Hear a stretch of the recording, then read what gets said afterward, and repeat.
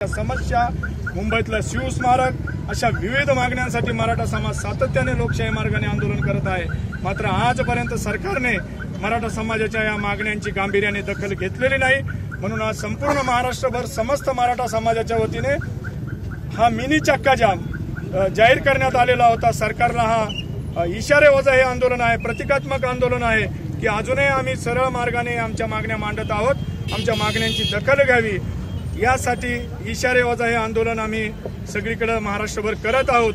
अहमदनगर जिल्ह्यातील पारनेर तालुक्यातील टाकळी डोकेश्वर येथे नगर कल्याण हायवेवर समस्त मराठा समाजाच्या वतीने आज जवळपास 2.5 ते 3 तास या ठिकाणी चक्काजाम आंदोलन करण्यात आलं आणि या ठिकाणी पोलीस प्रशासन असेल, महसूल प्रशासनाच्या अधिकाऱ्यांना मराठा समाजाच्या मागण्यांबाबत आगामी आंदोलनाच्या वाटचालीबाबत आणि इशाऱ्याबाबत निवेदन आम्ही या ठिकाणी लिखित निवेदन दिलेलं आहे।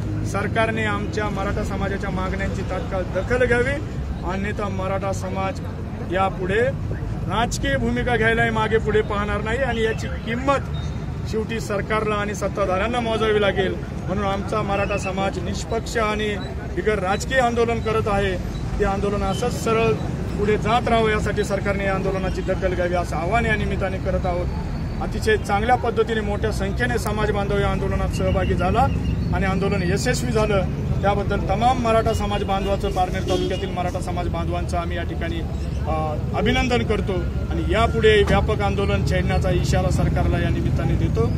जय शिवराय।